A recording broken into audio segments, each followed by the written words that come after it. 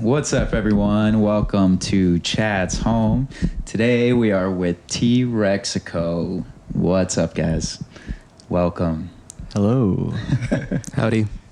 Hello. Do you guys want to introduce yourselves just real quick? What you Howdy. play, all that stuff. Yeah. Howdy, I'm Thomas.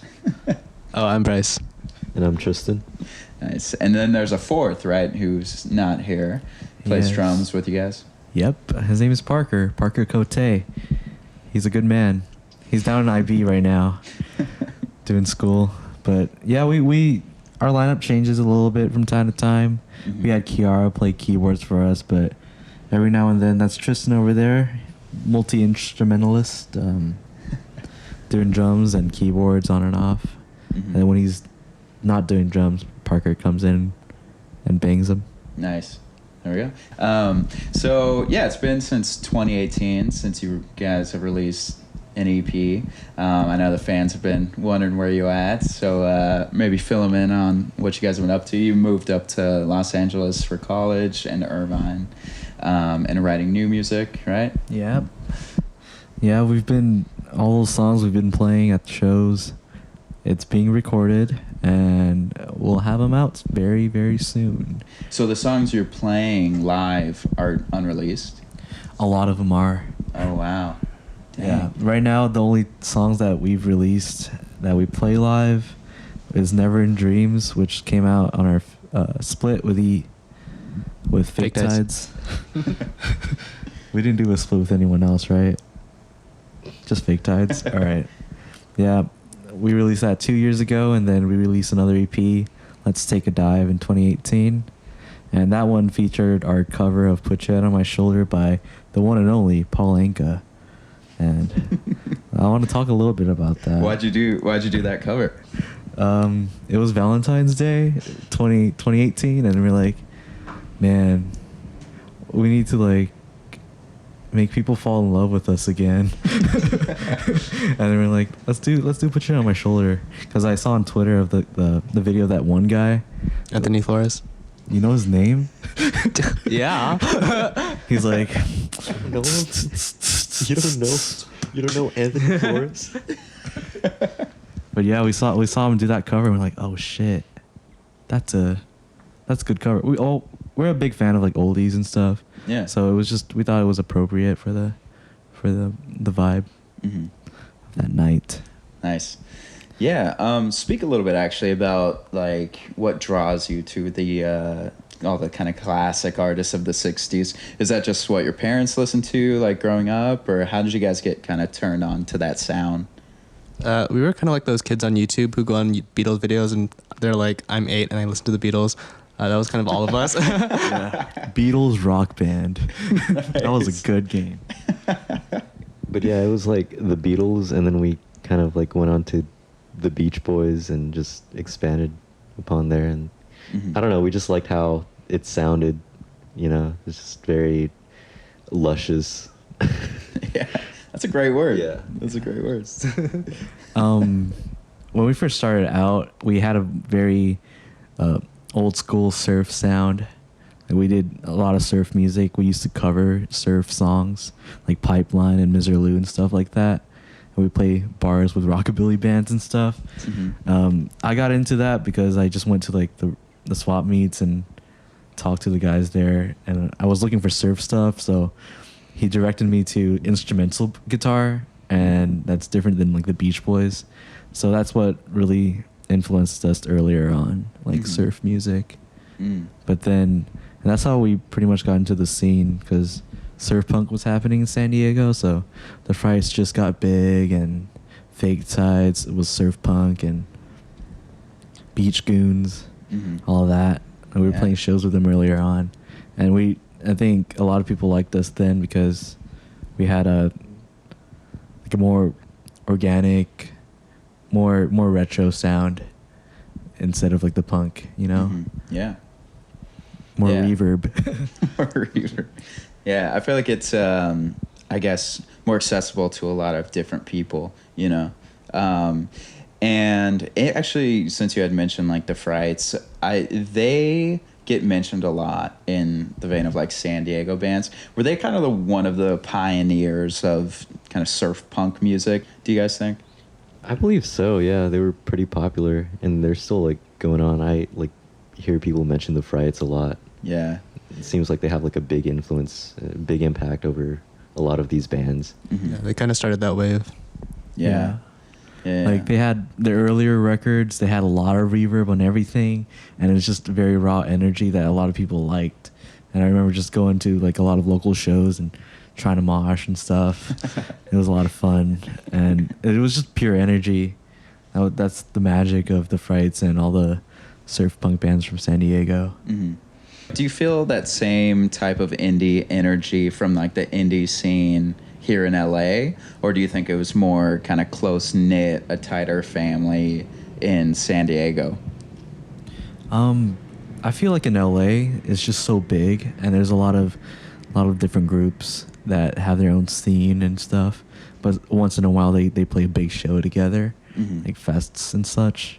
But you know, I listen to a lot of different bands from LA. Like Healing Gems is one of my favorites right now, and they play more towards the like the psychedelic crowd stuff. There's like a psychedelic scene going on. Yeah, it's pretty big right But now. even Tame Impala yeah, and stuff. like even Healing Gems are more like exotica lounge type of music. They fit really well with the very retro sounding psychedelic bands up here in Los Angeles. Mm-hmm. But you know, I've seen Super Lunch play a couple times, and that's more of like the punk scene. Yeah. And it's a lot of fun. Like the energy, like it's great. Yeah. Like, yeah. But yeah, and like San Diego it was more of a collective kind of thing. Like a lot of bands sort of, it was a big family. So like when we first started playing shows, like a lot of those bands, they helped us kind of get into other bills and stuff like that, and then like they helped us grow bigger as a band and in the scene and stuff like that. Mm-hmm. Cool. How do you like living in LA? I know you mentioned you don't. Okay, quick shout out to Rexico because they don't have a car. I live in Inglewood. We shoot in Inglewood, which is like South Los Angeles, and they Ubered here. Could you just explain like the day getting here? I really appreciate it. So I live in Irvine. I go to UC Irvine. So I had to first Uber to the train station in Irvine, and then take the train all the way here in Los Angeles, and then these two. You guys want to pick up from there? Yeah. And then meanwhile, we were meeting the Marias at Super Vinyl, and then that was pretty cool. And then we just Ubered to Union Station to pick up this guy right here. And then we Ubered back to UCLA to practice a little bit, and then Ubered down here. Dude, it's much appreciated. Yeah. Cool. So back to the music. You released the 2018 EP, and you're gearing up to release your first full-length album. But the songs that are going to be on the album, have you been playing those for a while? Have those already been written? Like, what's the songwriting process and like where are the songs at for the new record? God, we've had a lot of these songs for like 4 years now. Oh, wow. I think up to 4 years, right? Up to 4 years. Up to 4 years. Yeah. But That you just didn't want on the EPs? Or? like we sort of had a plan for an album for a while, and then like these songs were written for the album, and then we just like put it off for a while, and because we were planning to do it ourselves, and doing it ourselves is like kind of, we lack the motivation to do it ourselves. And then like for this album we're working with a different producer, our friend Zane, so like he's like kind of pushing us to do more recording and more sessions and stuff like that. So yeah, like deadlines and things. Yeah. Those are good. Yeah. But we were saying about the album, right? Mm-hmm. And okay, so fun fact, our first song that we wrote for the album, we had lyrics for them, so this was like 2015, I think. I would say. And then 4 years later we were like, these lyrics suck. So a couple of weeks ago we rewrote them, and I think it's It's my favorite song. Same. It's one of my favorite songs. Yeah. We did not play that one today. So how's school going for you guys? How are you guys able to balance that kind of like school life with your music? We mostly just perform on weekends and on breaks, because part of it's just we're just not physically able to be together and be at the venue during school when we're in school, because we're up in Irvine or in LA. Yeah. And we're just separated. Yeah. Mm-hmm. And you're studying aerospace engineering. Yeah, I'm aerospace engineering. These two are mechanical engineering. We're all basically doing the same thing right now. Yeah. That's so smart. And that's pretty grueling. Like that, it requires a lot, right? Like tons of homework. Yeah. A lot of work. Is music kind of a nice release for like when you're stressed out with schoolwork? Sure, yeah. For me, sometimes. Oh, really? Sometimes I just like the intensity of music. Learning difficult songs or trying to figure out difficult chords and stuff. Mm-hmm. I think music can be kind of stressful at times, especially recording.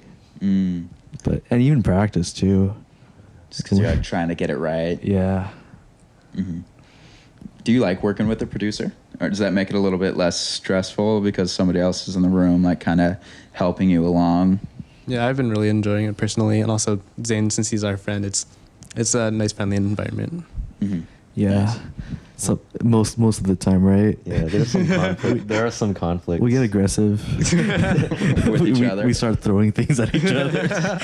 But It's a friendly aggressive. yeah, it's all been friendly very good. moshing. It's all been very good, and like he's been like just leading the way, and like bringing some ideas to the table. Sometimes we have conflicts with those ideas, but like we like a lot of the ideas that he has, and then it's just very fresh, you know, to have like someone outside of the band give their perspective on like the process that we're working on, you know. Mm-hmm. Yeah, Zane's cool. He likes the Beach Boys as well. And let's talk a little bit about the theremin incident. Oh yeah, so like he lent me his theremin because we were gonna record for one of the songs, and like I just never got to recording it. Again, like this was my duty to like record it, and I just put it off for so long, and then yeah, and he was like, "Where's my theremin?" And, yeah, I returned it to him a couple of weeks ago. Yeah. So everything's good now. So you guys are friends again. You're good. Yes. He's still producing the album. What's been the different approaches that you've taken with this project rather than your last project?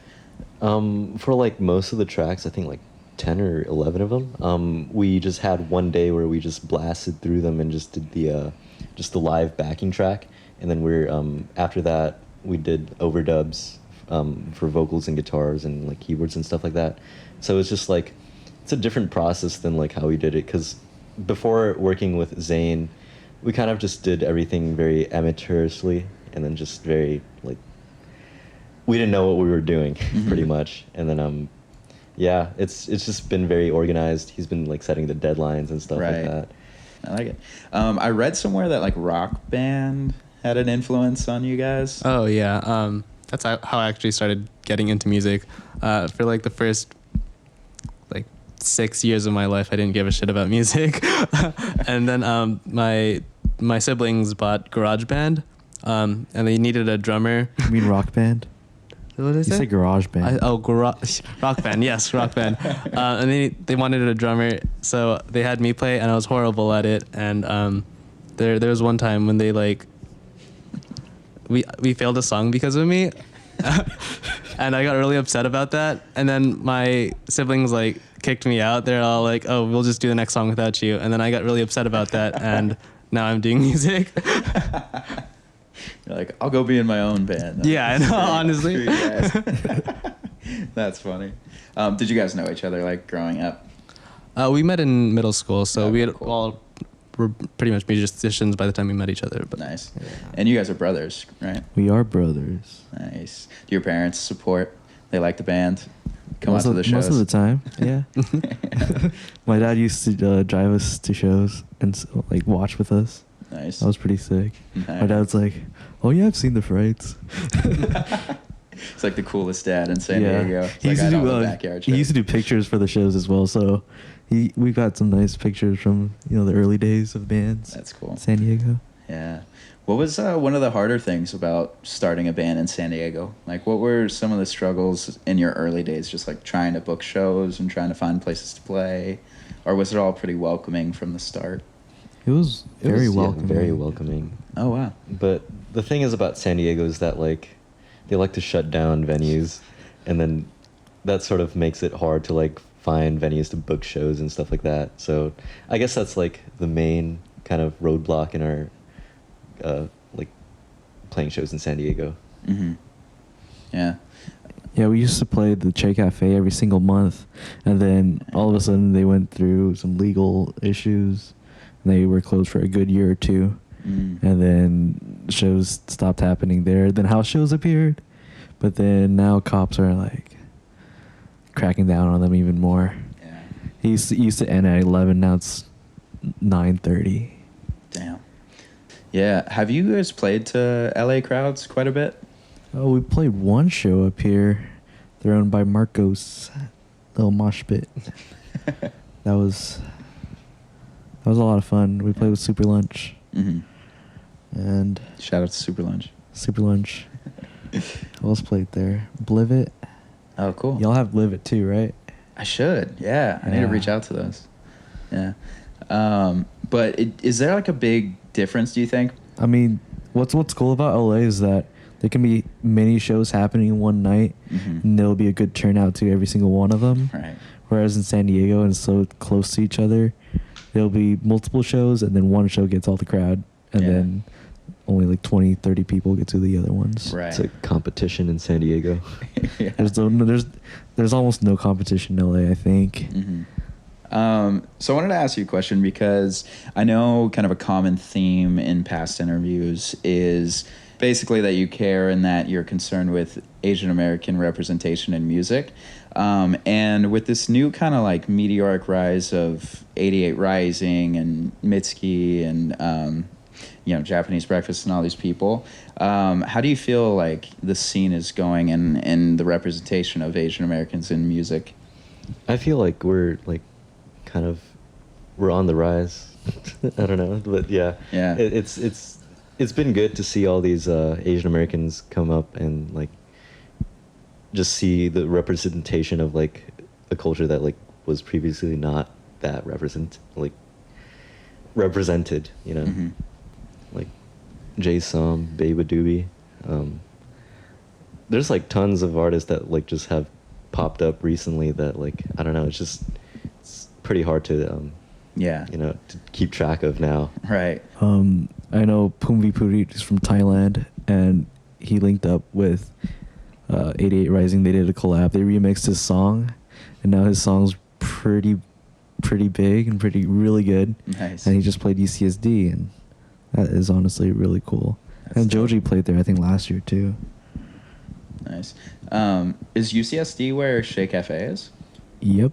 Okay. It's like on the campus, right? Yeah. Nice. I It's need to like- get down there. I like really It's like a wanna little. go. It's a little shack, and then within that radius, there's just the most expensive homes you'll find in San Diego. But Dang. yeah, What neighborhood is that? La Jolla. La Jolla, right. Yeah. I have heard of that. Yeah, that's where Mitt Romney is with his big church. Dang. That's crazy. We call it Disneyland. It looks like a castle. Didn't you mention you guys, speaking of Disneyland, do like Disney covers every now and again? Yeah, we used to do a lot of Disney covers back then. Like Yeah. Second Star from the To the Right from Peter Pan. Nice. We still do Married Life quite a bit. Yeah, from the movie Up. Yeah. You can find a version of that on YouTube and SoundCloud. But yeah, Disney has been like a recurring theme in our music, I guess.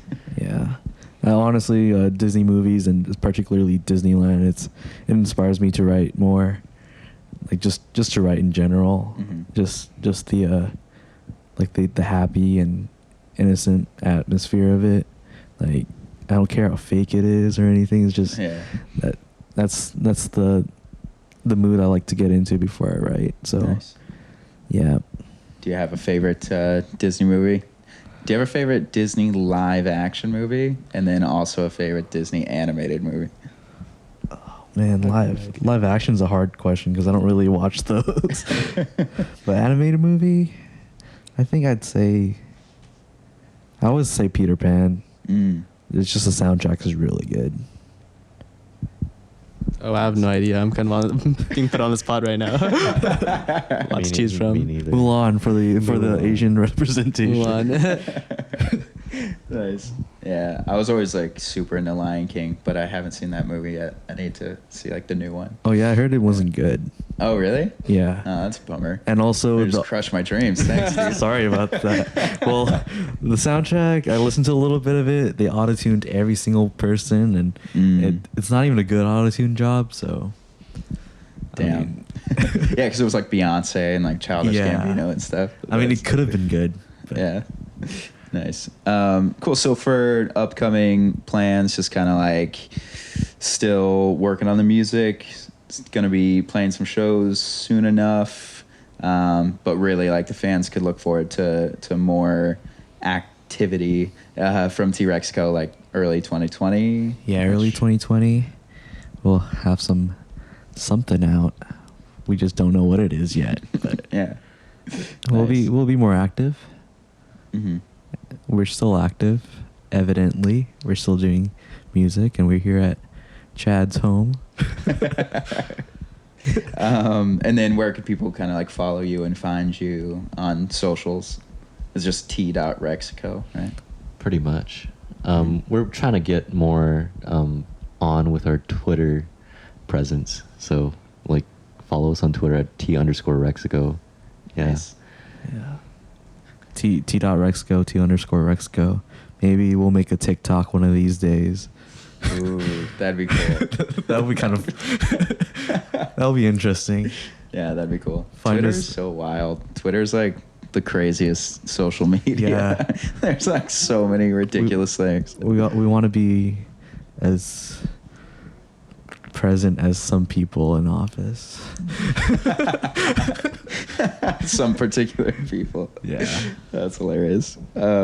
Sweet. Well, thank you guys for making the trip down. I know it was rough, but I hope it was worth it. And Thank you for having us. Of It's course. It's been great. Yeah. It's been a lot of fun. I think so too. Any like last shout outs or anything? Any other bands you want to shout out? I know I just put you on the spot. Shout out to Shindigs, Shoots. Who else do we want to shout out? 3LH.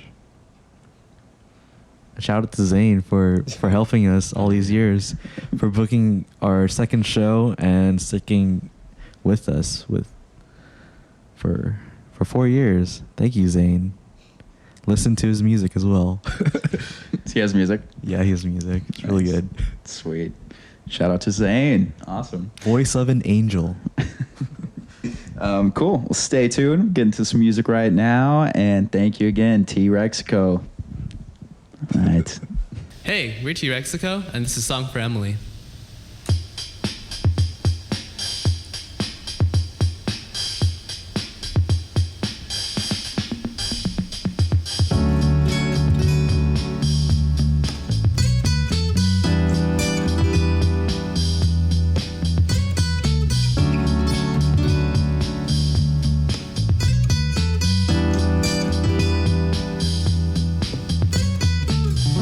Hard eyes, do you think that we could meet someday?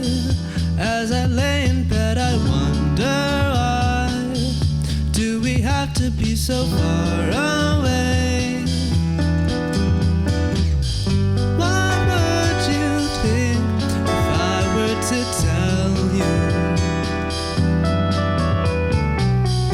that I like all of the same things that you do? Hope it's true.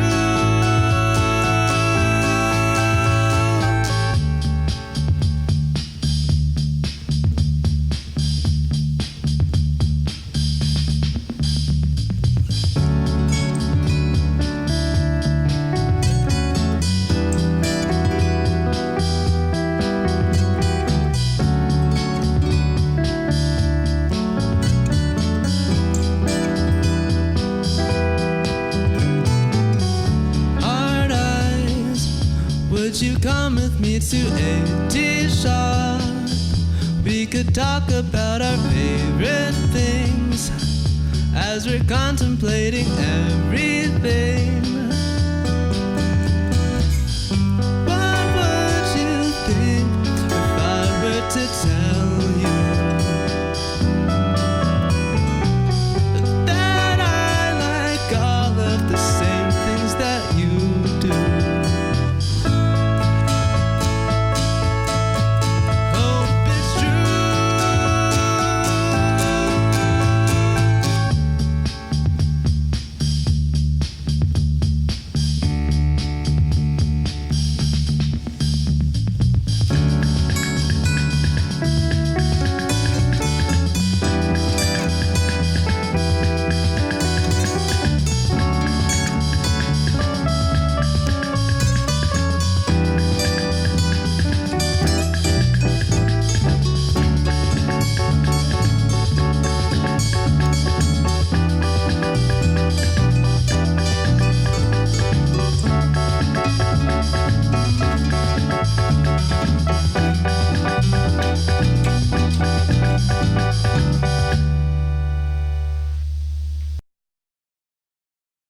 This one's the new one.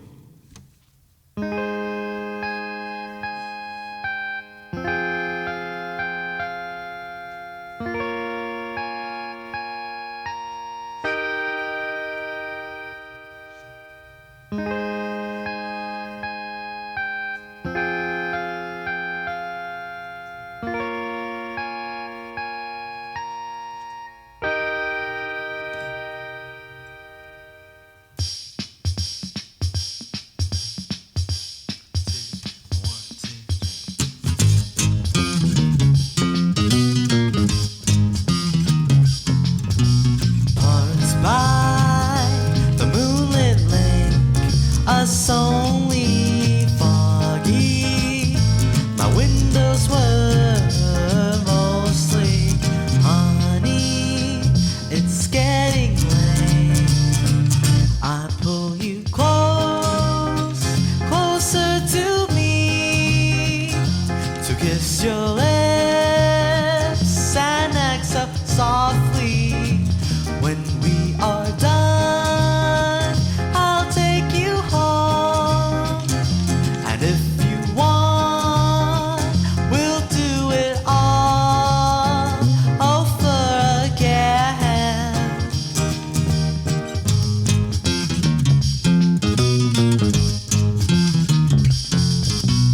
Let's take a walk along the seashore.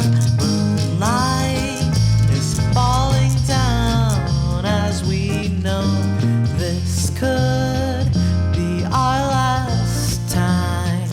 I pull you close, closer to me, to kiss your lips and exhale softly. When we are done, I'll take you home. And if you want, we'll do it all over again. If only we could do this forever, just like you told me things would get better. Let's just stay together, enjoy the weather for now.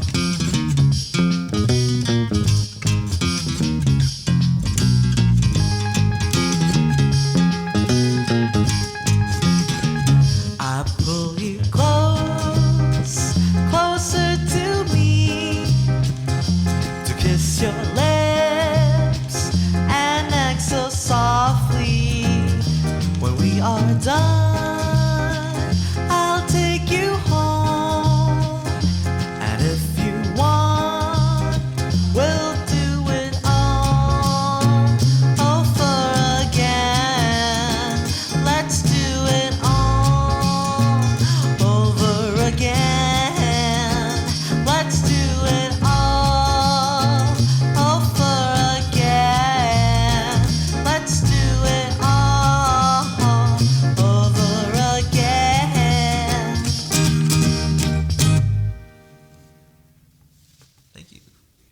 This is Never in Dreams.